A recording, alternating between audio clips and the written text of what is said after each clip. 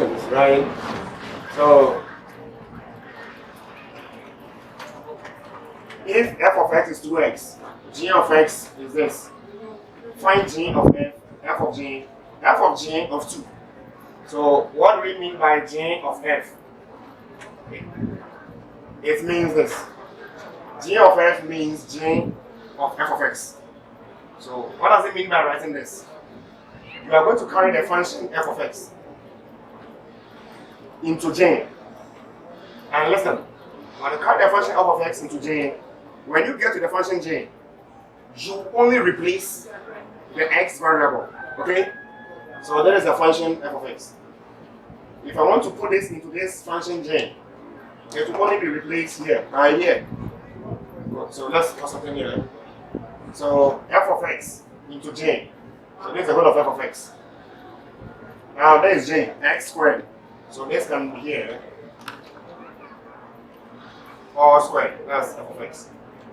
The J function continues to be x plus 4. Look at everything.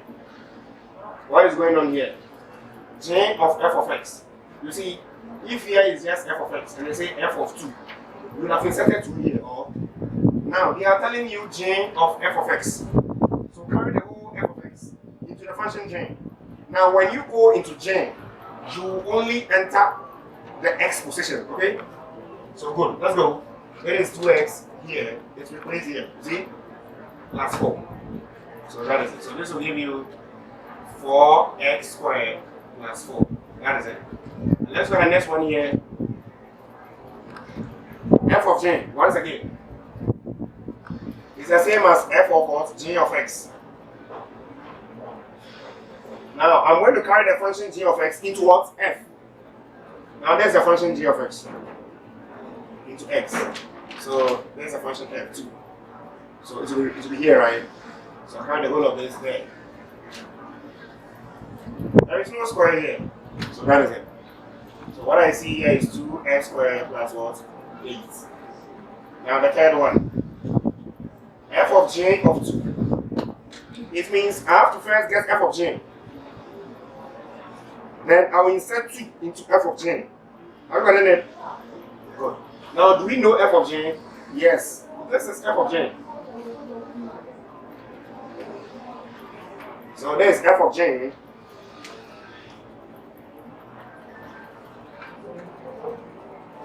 But f of j is this.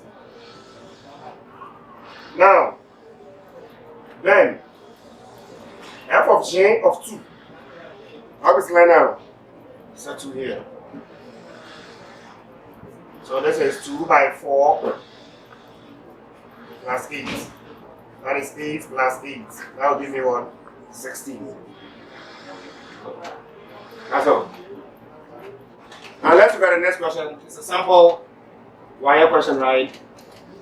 Two functions f and g are defined on a set R of real numbers by this and that.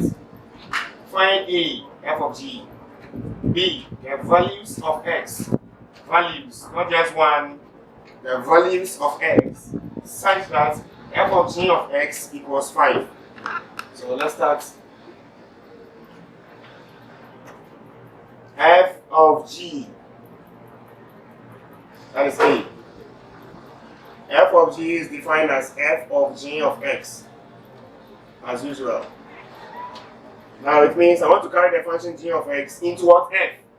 Now there is the function g of x. Insert this into what? The f function, as you see. I have x minus 2 all squared plus 1. The perfect square expansion. S minus 2 plus 1. You agree? Good. This by this is x squared. This by this is minus 2x. This by this is minus 2x. And positive 4 plus 1.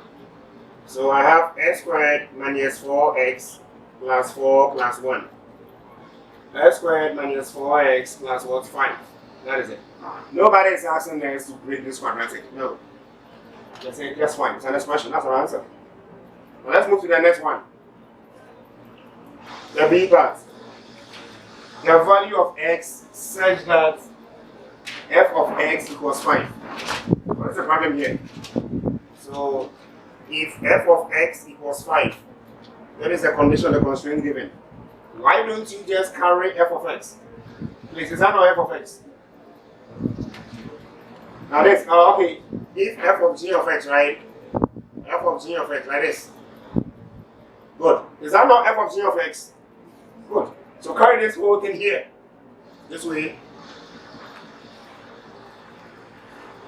You see equal to here. Drop it down. So mathematics is just principle. You just have to follow principle, that's all. So I can do what we call rearrangement.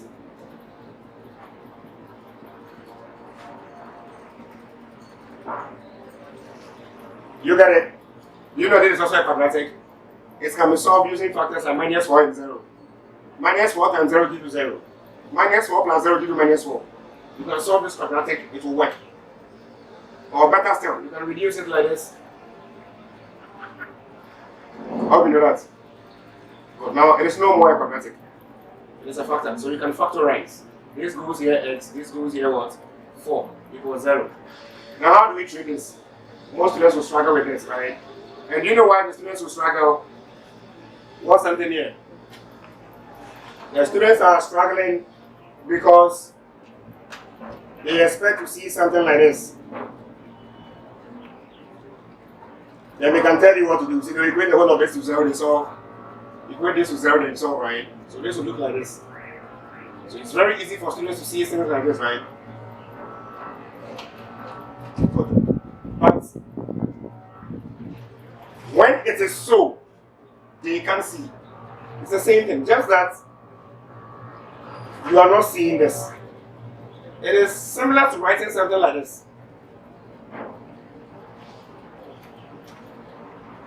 It looks weird, right? Good. So the same thing, right? Good. So now you know better. So what you are seeing here is the whole of this x equals 0.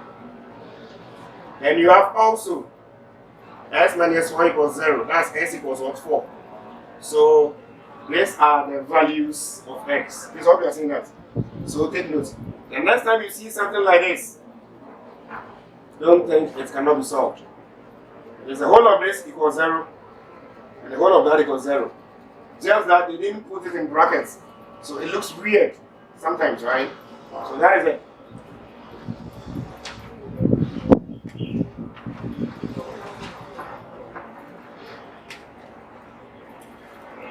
We are done with functions.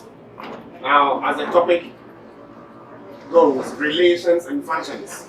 We are done with functions. Now let's move to relations. Good. Finding values of x which makes relations undefined.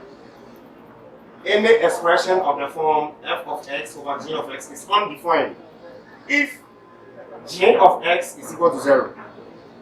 Now, that is a rational function. So when you have any function like this of this form, and you want to check the values of x which will make the function undefined, forget about the numerator. Just equate this denominator to 0. Then you get that. That is all. It works for rational functions, okay? That is why it is said of the form. Are you okay? Good. So I have this function, as you can see here. So you have f of x equals x squared minus 1, x squared minus 2x. Good. So, right, for the function to be undefined,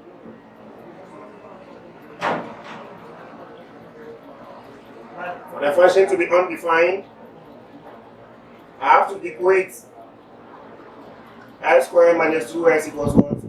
0. So as usual, we can factor out this. Hope you remember the usual pattern, right? Yeah. So this implies x equals 0. Also, x minus 2 can also be equal to 0, right? X equals what? 2. So these are the values which will make this function undefined. Let's see. If you put 0 here, 0 here, you get undefined or mark error. If you put 2 here, 2 here, 2, and check. When you punch the calculator, you get what we call syntax error, mark error, or undefined, right? Good. Welcome to relations.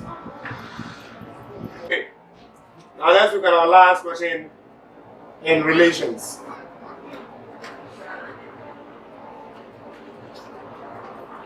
Find the values of x for which the function base is undefined. I'll still have to equate my denominator to 0. Now, if this denominator happens to be a quadratic expression, take note, you have to solve a quadratic equation, right? Now, what if we have a quadratic equation here, quadratic expression here, quadratic expression here? We don't have any business with the numerator. So just equate the denominator, right? Always take note. So no matter how complicated the numerator may seem to be, focus on the denominator for rational functions, right? So I equate this to what? 0. Now I can use difference of two squares approach here. X squared 8 squared 0, right? So I have x plus 8, x minus 8 equals 0. Implication, x plus 8 equals 0, x equals minus 8. Also, x minus 8 equals 0, x equals what? 8. Good. Those are my answers, right? Or you can go by alternative, this method. So you have this, agreed? So this forms a root on this. You remember the principle? Now when you punch a calculator, you get 8. But take note. I told you something. From the general quadratic rule, right? It's always plus or minus the answer. We take the root of an answer. Now if this statement is not really true, look at this. Those who work straight, you see, having two answers. So if this statement is not really true, you will not be getting this. So it's true. The root of an answer is always plus or minus the answer. Although you don't see plus or minus in the calculator, right? So we see I have minus 8, positive 8. I have minus 8, positive 80, right? Now, that is the end of relations and functions, right? At the end of the video, you have some assignments there. Please take your time, go through the assignments. Let us know the challenges you are facing at the comment section. And don't forget to subscribe to our channel if you have not done that. Thank you very much. See you.